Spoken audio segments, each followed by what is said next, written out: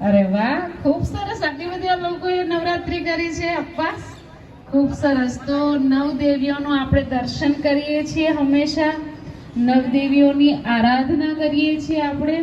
તો વાસ્તવમાં શિવની શક્તિ છે અને અંદરની શક્તિ આ બાહ્ય રૂપે બતાવવામાં આવી છે.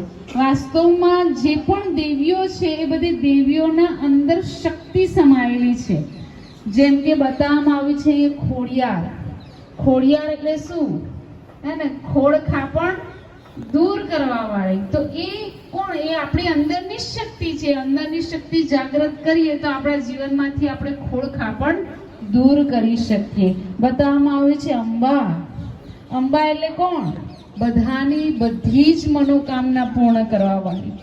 હે ને, તો એ કઈ રીતે? તો પરમાત્માની શિવની શક્તિ છે. એટલે શિવની યાદમાં જેટલું આપણે રહીએ, ધ્યાન જેટલું કરીએ, યોગ જેટલું કરીએ, જેનાથી આપણા મનમાં શક્તિ આવે, સંકલ્પોમાં તાકાત આવે અને પછી જે સંકલ્પ કરીએ આપણો પૂરો થાય. એટલે કે મનોકામના આપણી બધી પૂરી કરનાર અંબા, જગદંબા.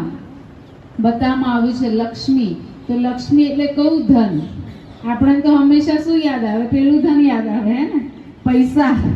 પણ વાસ્તવમાં જેટલું જ્ઞાન ધન ધારણ કરો એટલા ઓટોમેટિક પેલો પૈસો તો પાછળ મળે જ.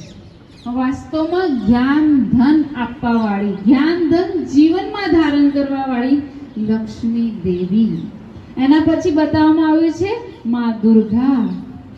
દુર્ગા એટલે દુર્ગુણોને દૂર કરનાર. દુર્ગુણ હોય ને આપણા, જે આપણી અંદર જે અવગુણો આવી ગયા છે, દુર્ગુણો આવી ગયા છે અને ખરાબ આપણી અંદર જે આદતો આવી ગઈ છે એને કાઢવા વાળી. અને કહે છે ને અસુરોનો સંહાર કર્યો. તો આ બધા અસુર કહેવાય, દુર્ગુણ એ અસુર કહેવાય. તો એનો સંહાર કર્યો એટલે કે દુર્ગુણોને કાઢ્યા. તો દુર્ગુણોને કાઢવા વાળી દુર્ગા, માં દુર્ગા.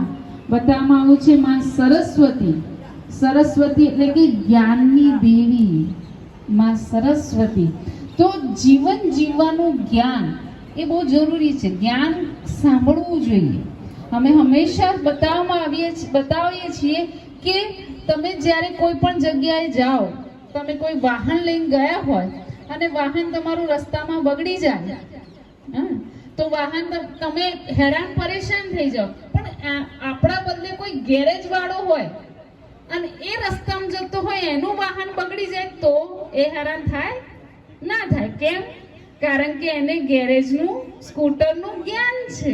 તેવી જ રીતે જીવન જીવવાનું જ્ઞાન જો આપણને આવડી જાય, જીવન જીવવાનું જ્ઞાન, જીવન જીવવાની કળા આવડી જાય તો શું થાય? પછી તો જીવનમાં ગમે તેટલી મુસીબત આવે, ગાડી કદી અટકે નહીં, જીવન રૂપી ગાડી અટકે નહીં. તો આ બધી દેવીઓની અંદર આ શક્તિ છે. અને બતાવવામાં આવ્યું છે બ્રહ્મા કુમારી, જે સૌથી ઉપર બતાવવામાં આવ્યું છે.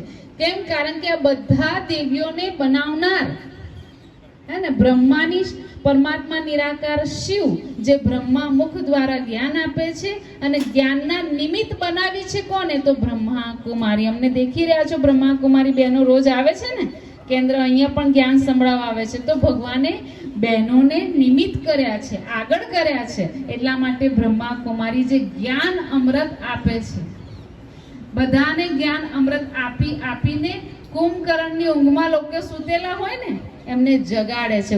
અત્યારે બધા શું કર્યા છે લોકો? સંસારમાં કોઈ કુંભકર્ણ હતો નહીં એવો સંસારમાં કે 6 મહિના ઊંઘતો હતો ને 6 મહિના ખાતો હતો. માણસ જ થઈ ગયા છે શું? કુંભકર્ણ. અને એને પરમાત્મા આવીને બહેનો દ્વારા, શક્તિઓ દ્વારા જ્ઞાન આપીને જગાડવાનું કામ કરી રહ્યા છે. તો આ ચૈતન્ય દેવીઓ છે. દુનિયામાં તમે જુઓ છો તો મૂર્તિ હોય છે, બરોબર ને? તો આ ચૈતન્યમાં જે પણ બહેનો દેખી રહ્યા છો તમે, દેવીઓ જે દેખી રહ્યા છો, એ બધી જ દેવીઓ મેડિટેશન કરે છે, ધ્યાન, એકાગ્રચિત બેઠા છે ને. તો એ શું કરે છે? પરમાત્માને યાદ કરે છે, મેડિટેશન કરે છે, ધ્યાન કરે છે. પરમાત્માની શક્તિને ધારણ કરીને અત્યારે તમને લોકોને આપી રહ્યા છે, તમારા માટે શુભ ભાવના કરી રહ્યા છે કે તમારે બધાનું ખૂબ સારું થાય, સરસ થાય એવા મનમાં વાઇબ્રેશન આપી રહ્યા છે. તો ખૂબ સરસ આ અવસર છે અને તમે બધાએ તમારા બધાના પુણ્ય હશે. હું તો કહું છું કેટલાય કંઈક આગલા જન્મના પુણ્ય હશે જેના કારણે તમને આજે આ લાભ મળ્યો ચૈતન્ય દેવીઓનો. તો બધા લાભ લો અને બીજાને પણ અહીંયા મોકલજો. અચ્છા, ઓમ શાંતિ. શાંતિ.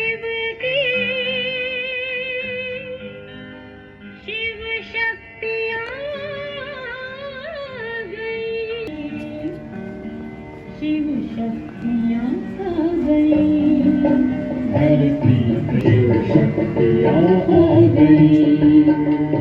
घर घर में होती है जिनकी पूजा, घर घर में होती है जिनकी पूजा। चेतन में वो देवियाँ आ गई, चेतन में वो देवियाँ आ गई। शिव शक्तियाँ आ गई, धरती पे शिव शक्तियाँ आ गई।